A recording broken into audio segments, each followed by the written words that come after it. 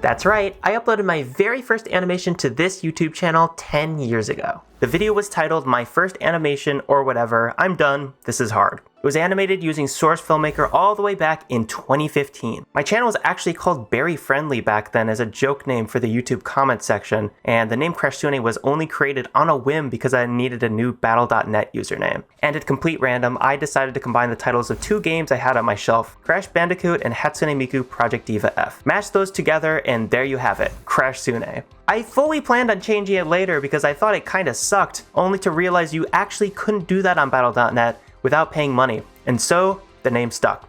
I'm Crashsune now. In any case, the first animation here was not exactly mind-blowing stuff, but the fact that I made it myself and watched this previously inanimate character come to life right in front of my eyes was really exciting. There was this feeling of being a digital puppeteer who had total creative control over this character's acting choices that was just addictive.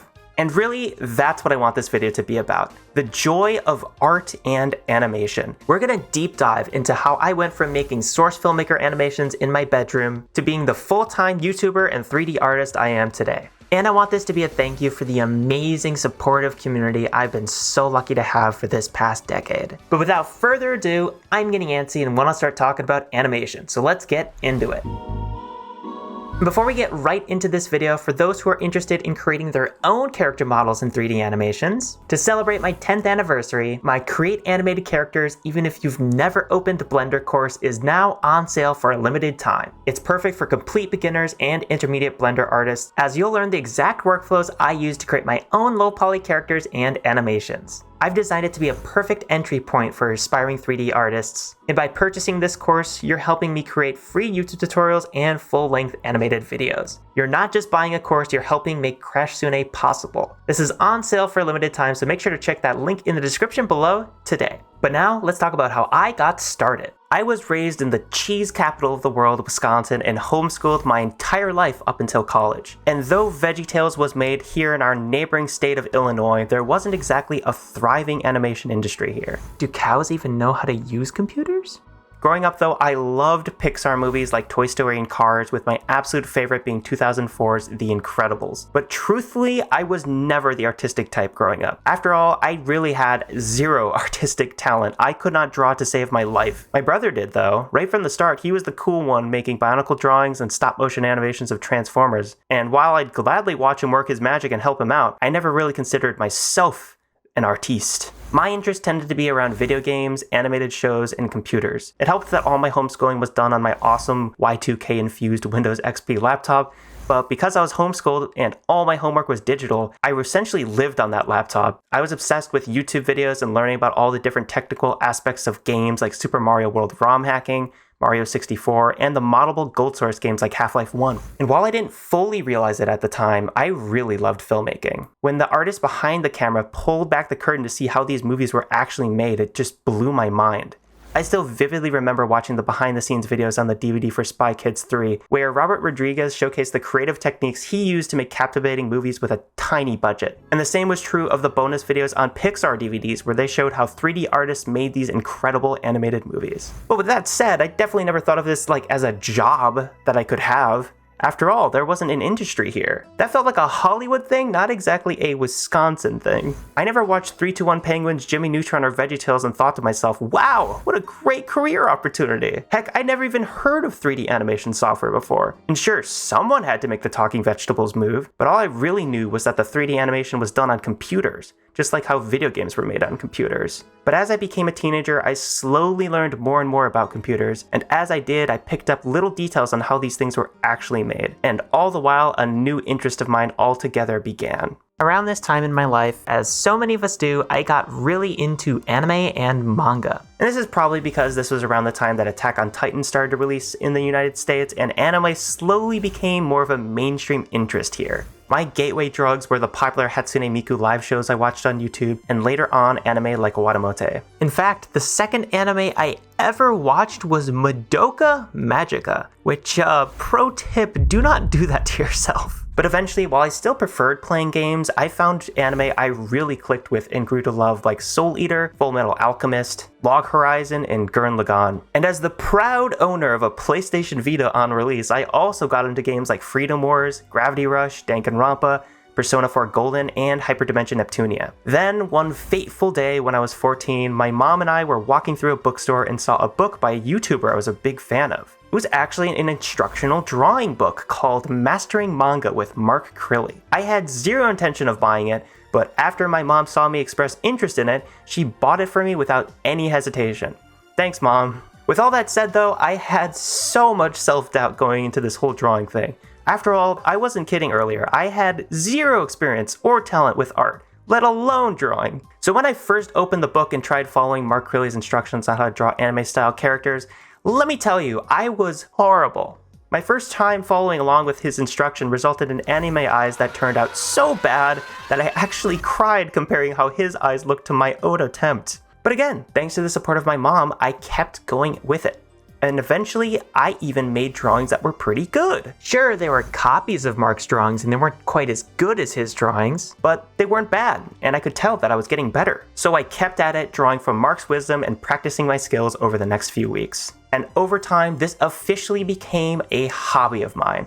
That's right, I was an artist. Not a very good artist, but I was one. Sure, I didn't have any talent for drawing, and I honestly believe that to this day, I still have zero talent for drawing, or any art skill, really. But what I lacked in talent, I slowly made up for with regular practice and consistent drawing. This was the first time in my life where I began to see that being good at art, whether through animation, drawing, painting, or any other art form, was not just a God-given talent that you were either born with or not. Art was also something you could cultivate and learn yourself, with enough practice and effort. In fact, it was a skill you could learn over time. So while I'm lucky enough to get compliments on my art skills today, I have to tell you all, not 1 ounce of them came naturally to me. Every inch of skill had to be drilled into me through consistent practice, study, and hard work. But it was really hard in those early years because I had a bad habit of constantly comparing myself to other artists. I wondered why I couldn't draw characters from imagination as well as they could, or why I couldn't color my drawings like they could. What I really didn't realize at the time is that while there will always be those creative geniuses that have a huge head start in their level of talent right from the start, and others still who have just put more time and effort into their artistic skills than you have, that's okay. The rest of us who aren't as lucky can get just as good as them through consistent practice and hard work. And while comparison to others is sometimes useful, that's a tool that should be used with a lot of care. Otherwise, it's just gonna steal all the joy out of your art like it did for me so many times. But as I continued to learn art through YouTube tutorials and art books, my love of video games was still going strong, and I just couldn't stop hearing about this free, powerful software that was extremely popular at the time, especially on my internet homepage, YouTube. But little did I know that this software would change my life forever.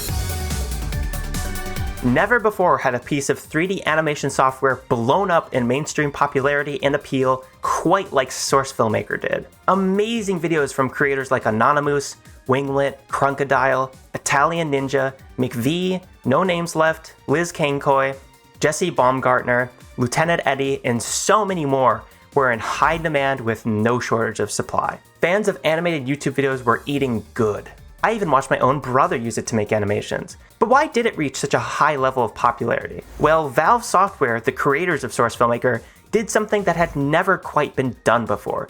They released the very 3D animation tool they used to make all their classic animated shorts for Team Fortress 2 to the public for free, with the promise that Source Filmmaker condenses the production pipeline of an animation studio down to a single gaming PC. This right here was an absolutely brilliant move. Making Source Filmmaker free benefits Valve because they get plenty of viral animations using their characters, which was not only free advertising for their games, but also let them sell more hats and taunts thanks to TF2's workshop system. But we also got a powerful piece of animation software that supported all of Valve's games and a treasure trove of Steam Community Workshop content, all for free. And Source Filmmaker ran on the same game engine that Valve used for its own games, Source, meaning that you didn't need a supercomputer to use it. In fact, Source Filmmaker could render fully realized animations with full lighting, motion blur, and more in just minutes. That is insane, dude. Just for comparison, it supposedly took up to 4 days to render a single frame of the original Finding Nemo due to how complicated that underwater environment was. That's right, it took 4 days to render 1 frame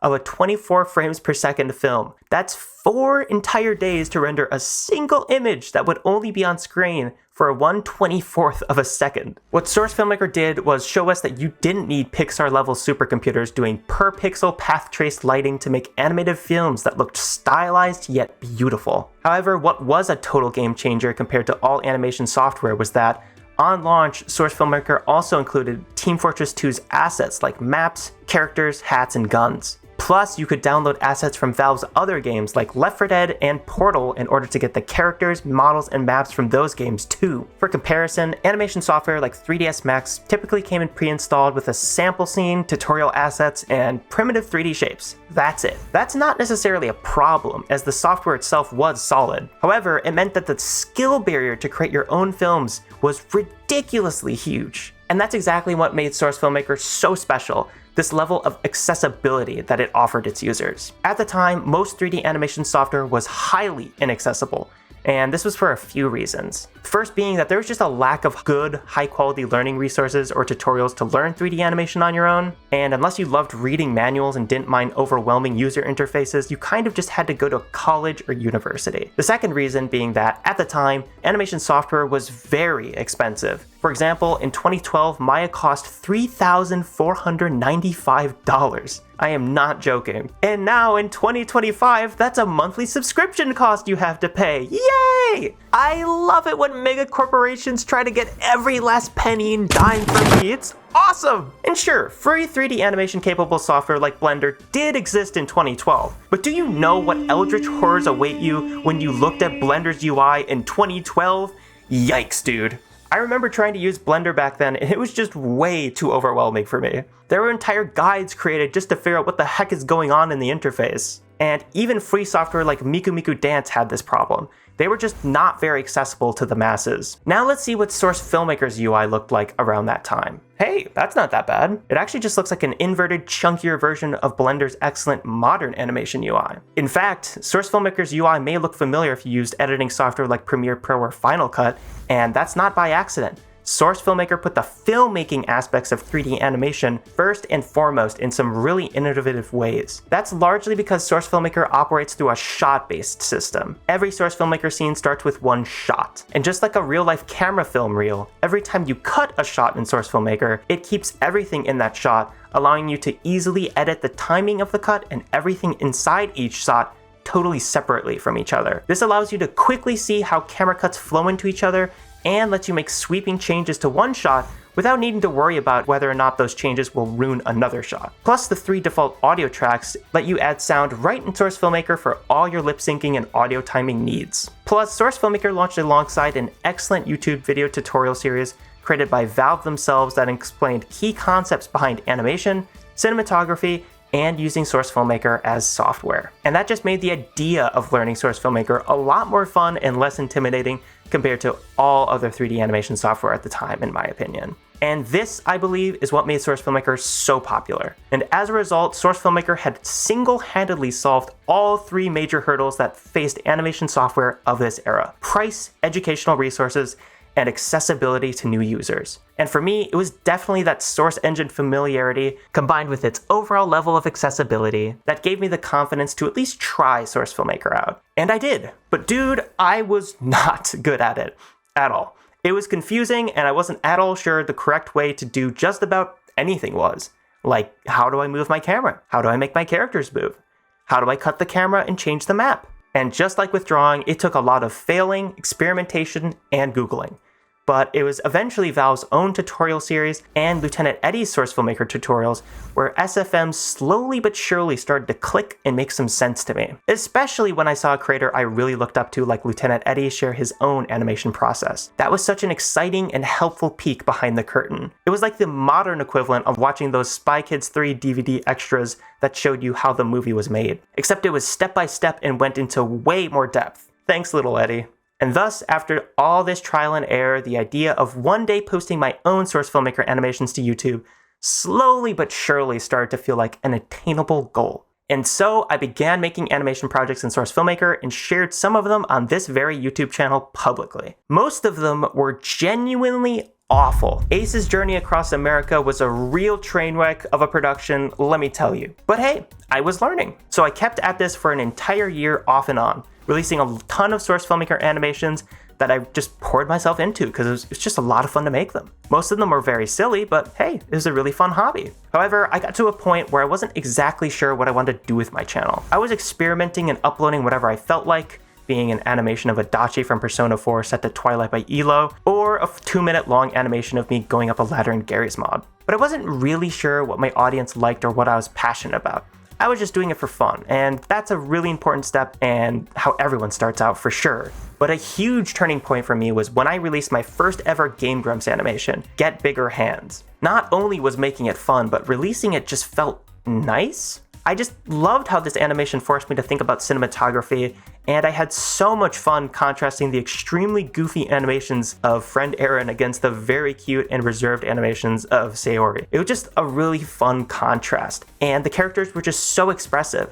I felt that same joy I felt 2 years earlier, that feeling of being a digital puppeteer who picked every last expression, every acting choice, and every camera angle. This feeling that I had total control over the stories I was telling, and the fact that it was just so silly and cute just made me feel all warm and fuzzy inside. I really loved it. Sure, I was certainly no expert yet, but man, I was getting better. And while the intrinsic fun of making this animation itself would be one thing, people in the comments were so supportive and told me they wanted more. And that was extremely motivating. And so that's exactly what I did. I made another Game Grumps animation and it did even better than the last. Just like withdrawing a few years earlier, creating Game Grumps animations became my thing. I was a Game Grumper now, I guess. Making these silly animations and trying different animation styles, shot types, and effects was just so fun and rewarding. Around this time, I even started a berry-friendly Patreon as I was still going under that name. By the way, huge thank you to everyone who supported that back in the day. Seriously, thank you so much. But as someone who was really into Game Grumps at the time, some of my absolute biggest inspirations were not only the Grumps themselves, but also the Game Grumps animators Lieutenant Eddie and Kirby Otaku. Kirby Otaku for their beautiful hand-drawn animations that are just so adorable and funny, and Lieutenant Eddie for his hilarious off-the-wall jokes and amazing cinematography and editing. I still watch Kirby and Eddie's animations to this day, and I just absolutely love them, and they're just such a huge inspiration for me. So you can imagine my surprise when not only Kirby Otaku posted wonderful comments of support under my videos,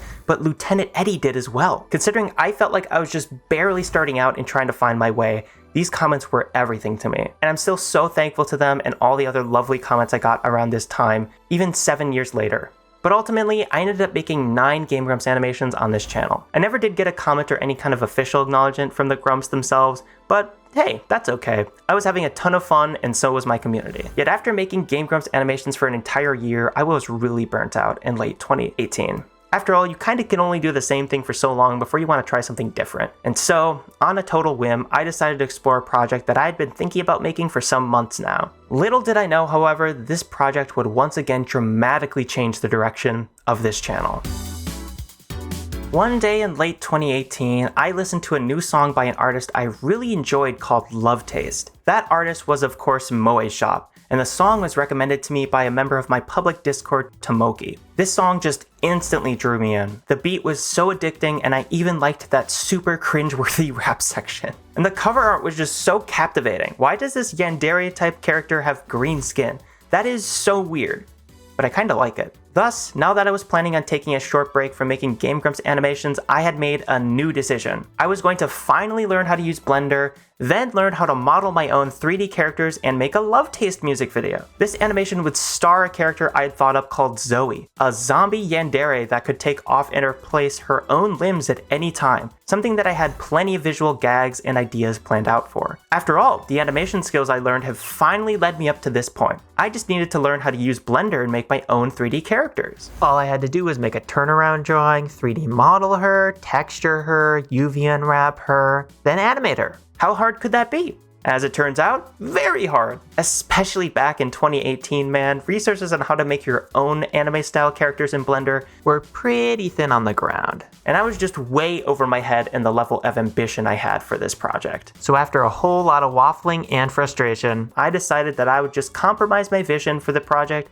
and animate it in Source Filmmaker. As much as I loved Source Filmmaker, it is a program that has a mountain of limitations. For example, you can't make your own 3D models or environments in Source Filmmaker without learning how to use other software like Valve's own Hammer Editor or Blender. And because I knew nothing of 3D modeling, but I did know a little bit about texturing, I decided that I would take one of the 3D models I'd been using for my Game Grumps animations, a character model from Hyperdimension Neptunia, and use that for the main character of this music video. All I need to do was change her texture so that it resembled not only that weird-looking green-skinned Yandere girl on the cover art, but also my Zoe character concept. After all, I did have some drawings of what I wanted this character to look like that I used for reference. It's a good thing I learned how to draw. And so I took some sweater and shoe models from Splatoon, did some texture touch-ups on Neptunia here, and boom! My channel mascot character and current profile picture, Lovechan, was born. Ultimately, this music video took about 3 to 4 months to create, which is absolutely no time at all to create and animate a music video by yourself. And again, Source Filmmaker is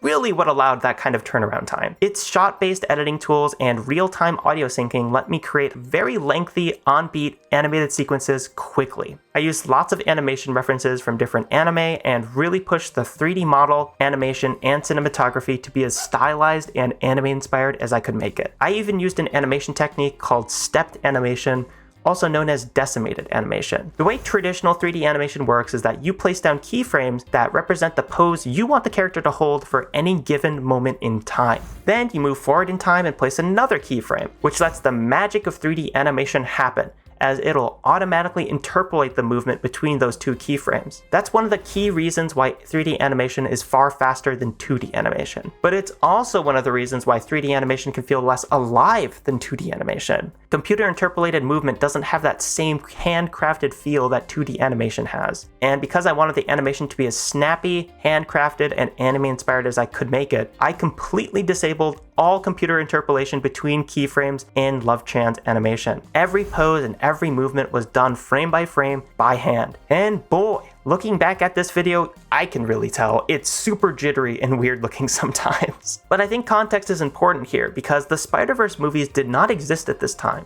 I don't even think the trailers were out when I was animating this video. Stylized 3D animation is pretty popular now, but it was not nearly as common back then. I did use this technique in my second to last Game Grumps animation though, so by the time I was done animating this music video, I really liked it actually. It was fun, it was catchy, and I just thought this video fit the vibe of the song itself, which was my goal. And so I was set to release it.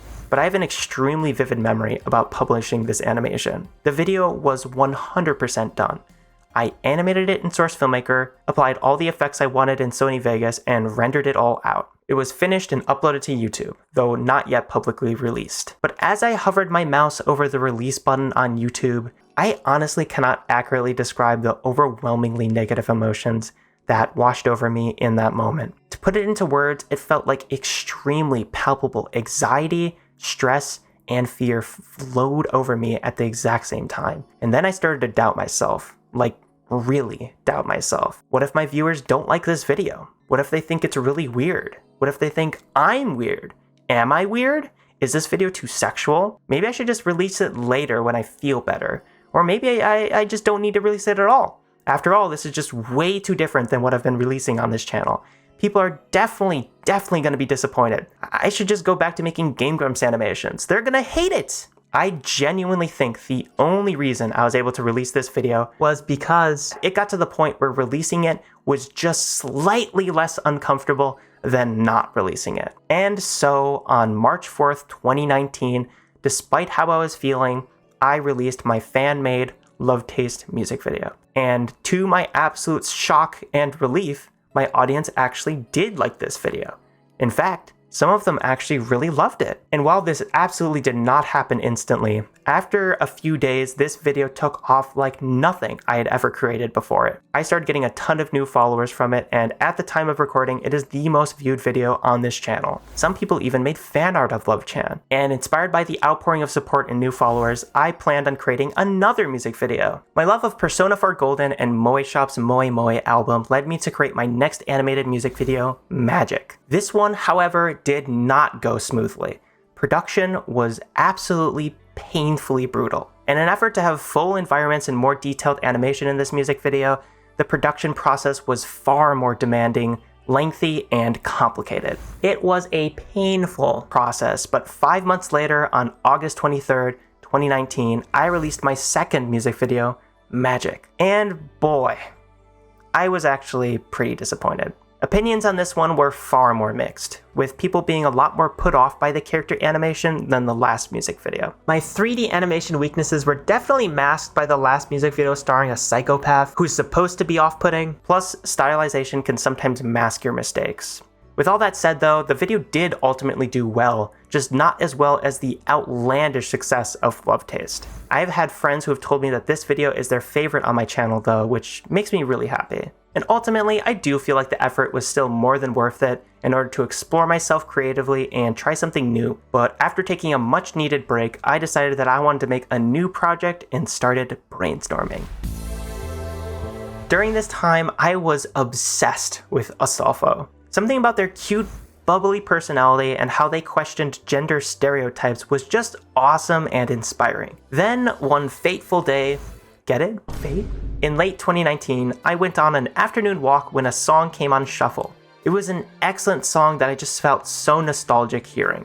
Rainbow Curate by the John Steele Singers. It had such a great sound to it, and every time I heard the opening chorus, I could vividly see the music video in my head. Then, while I was on this walk, the idea to have Astolfo be the star in this music video came to me, and I just knew I had to see that happen. That would be so cute and fun. So being the change I wanted to see in the world, I began production on Rainbow. This video's production wasn't nearly as grueling as Magic due to me going back to the zero background, pose-heavy vibes of Love Taste, but I have to say, putting Astolfo into cute poses like this was even more fun than I expected. Thank you for making this wonderful Astolfo model, Suga Kiremon-san. This video was released to an excellent response from you all and remains quite possibly my favorite animation I've ever made on this channel. And it would end up being one of many Astolfo animations that I would make. And to all my eagle-eyed viewers who watched my last animation, I am still planning on finishing up that Astolfo Brightside music video. It's sadly gonna be a while before I can really ramp up production on that one, but stay tuned for more updates. So the release of Rainbow went well. However, after I released a Hololive fan animation after Rainbow, we entered something of a dark period on this channel. There wasn't a single upload for nearly 2 years after all, and there's a few reasons for this. One, that's around the time period where pre-production for the Battle Tapes Into Deep music video began. Believe it or not, that video was my second ever Blender animation project, and I was actually planning on making a music video for the amazing Battle Tapes song Made. However, after I emailed the Battle Tapes asking for permission to use this song in a music video, they followed up by asking me if I'd like to officially collaborate with them on making a music video for one of the songs on their next record. And needless to say, I was like, yeah. And though I did have an amazing, fantastic team of talented folks that I was very lucky to have helping me out, it ended up being just a mammoth project. Huge thank you to Josh Boardman for letting that dream collaboration happen though. We did a whole podcast episode about that video if you want to check it out here. But there's another extremely important development that happened around this time that I have not actually shared on this channel. But it ultimately completely changed how I thought about animation and was nothing short of humbling. In 2021, I officially enrolled in the animation program at the Madison Area Technical College. As it turns out, there was an animation industry in Wisconsin, not just LA. Well, sort of. The development studio behind games like Hexen, Quake 4, Star Wars Jedi Knight, Marvel Ultimate Alliance, and most recently, basically every Call of Duty game ever, were located right here in Madison, Wisconsin. Who would have thought? They're called Raven Software, and they are essentially the most prestigious and long-standing game development studios in Wisconsin. And as it turns out, they had postings for 3D animation roles that sounded really exciting. And so I took the plunge and entered the program. And wow, while animation college was highly stressful sometimes, I had an absolute blast and felt so energized walking into class every day. I just loved talking with my incredibly skilled teachers and the students I worked alongside, many of which I now consider some of my very best friends. My teachers have worked in the industry at studios like Volition and Raven Software and were awesome and focused on what's actually most useful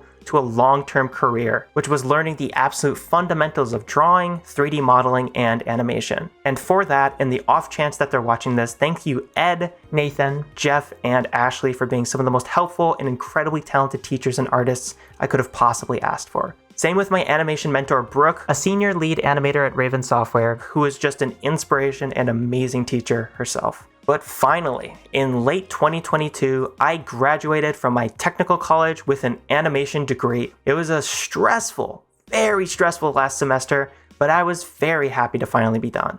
After all, I could now get a job in the industry because, to be totally frank with you all, making animations here on YouTube was not exactly lucrative stuff. In fact, it paid me virtually nothing at the time, considering how all my recent works had been music videos that instantly got copyright claimed, meaning I didn't make a dime off of them. Thus, I was gunning to get a job at Raven Software, and after polishing up my animation demo reel with lots of help from my teachers and mentor, the job application frenzy began. I probably applied to 50 to 80 different game development studios around this time. While I was unfortunately not able to get a job at Raven at the time, I was actually able to get an interview at Epic Games for an internship position, Rovio as a 3D animator, and even at Nintendo for their NST location in Washington. Let me tell you, I have never been more intimidated than that Nintendo interview before. I was physically shaking. That was so terrifying. But as exciting as these interviews were, they ultimately, unfortunately, just kind of fizzled out and never turned into an actual career. As much as waiting on these job applications and employers sucked, it did give me a lot of time to think. One question in particular I ended up giving a lot of thought to was this: why did I start all this in the first place? Like, what got me into all this animation stuff anyway? The answer was definitely not immediately clear to me. This is something that took a lot of work and time to figure out. But after a while, I noticed one thing kept coming up over and over again in my thought process. It was, in fact, the very channel you're watching this video on. More specifically, the amazing supportive community I had here. This channel is really what got me into animation. I genuinely don't think I would be an animator or have any of these opportunities if it wasn't for my community following my steps and supporting me along the way. This gave me an idea, a really big idea, one that I'd had for years but never possibly thought was at all feasible. Maybe, just maybe, I thought I could work my dream job, a job that I wanted even more than Raven Software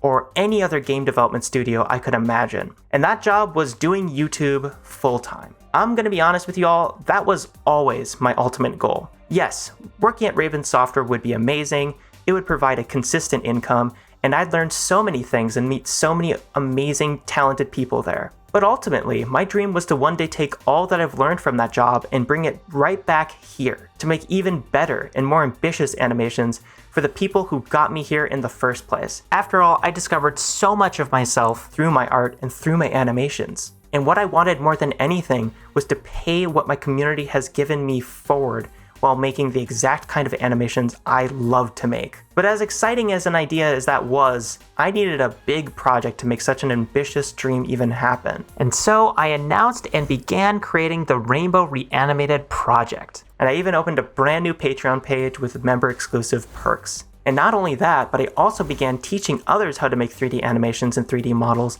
on a brand new YouTube channel called Krasune Academy. And I'm so happy to say that both of these projects were ultimately tremendous successes. I could not be happier about the amazing community of like-minded people we've built on Patreon and the awesome skill learning and growth I see from my followers of my Krasune Academy tutorials. It actually just never ceases to amaze and inspire me. Ultimately, I feel extremely grateful to have made it to the 10-year mark with this channel, because making it this far was never a given outcome. As we all know, we've seen plenty of YouTubers that have retired in recent memory. And as someone who has struggled with anxiety, trying to make this work as a full-time job can be really hard. As motivating as working your dream job is, the boundaries between your work life versus your personal life become far more vague and difficult to manage. And the endless demand to release content at a regular clip can feel overwhelming. And that gut-wrenching hurt or sadness of reading negative comments that are directed at you just stings. And social media can be so draining, yet somehow highly addictive. And wrestling with that underlying feeling that you can't change or be who you really are because you're so concerned with how your existing audience may react, not knowing if they'll be able to accept the real you, it can be really hard. So it's hardly surprising to see so many YouTubers, even animation ones like Jaden Animations, say they'll be retiring in the not too distant future. So this got me thinking, what drove me to create for these past 10 years and what keeps me chugging along? Well, there's a few things. First of all, the obvious stuff, right? We've already touched on the joy of art and animation a bit, but I love creating, and I love art. Bringing something into the world that's cute or silly just makes me feel all warm and fuzzy on the inside, and it's infinitely addicting. Honestly, making these animations and making these 3D characters as of late is more fun and more addicting to me than any video game I've ever played. It's genuinely hard to pull me away from my work because I enjoy it so much. It's such a joy to bring characters to life through animation, and I just love my community and how supportive they are and willing to learn new things. And I just love storytelling because, funnily enough, if AI has taught me anything, it's just how much I deeply value and appreciate the human voice. Seeing someone's perspective, thoughts, and opinions on the world and the people that inhabit this world through the lens of art is just amazing. It doesn't matter if it's through an illustration, if it's through a movie, if it's through a TV show, it's just a beautiful, amazing thing to see. But more than anything for me, I feel like I am truly just getting started. I have so many exciting plans for animations on this channel that are more ambitious than ever before, and I so deeply want to make a positive impact through the medium of animation. The sheer power of characters, writing, and storytelling, and how it can change the world around us in meaningful ways, the incredible potential of the future, and the idea that I can do my absolute best today to be a positive influence in the world in my unique way is so exciting. And while I used to rely upon artists like Mark Creeley and Lieutenant Eddie to learn how to draw or make 3D animations, I'm now lucky enough to be in a position to be that person for others. That's why even now, in 2025, I'm far from done with this channel and YouTube. And I'm so glad that 10 years ago today, when I titled that video, my first animation or something, I'm done, this is hard, that it wasn't my last animation. In fact, as I hope you'll see over the coming years, I'm truly just getting started.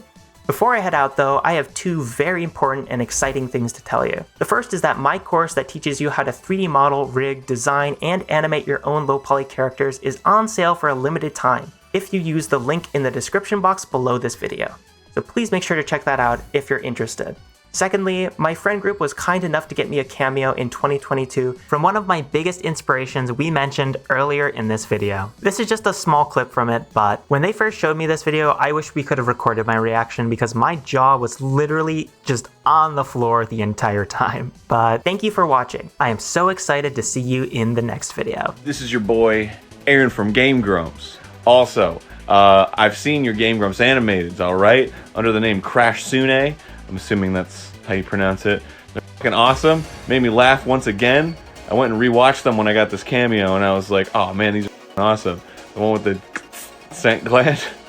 It's great. So, I'm wishing you a very happy birthday. I hope you have a good one. You got a lot of love in your life. You got like 17 people saying hi to you with this cameo. So, I'm sending you love, my friend. Mwah.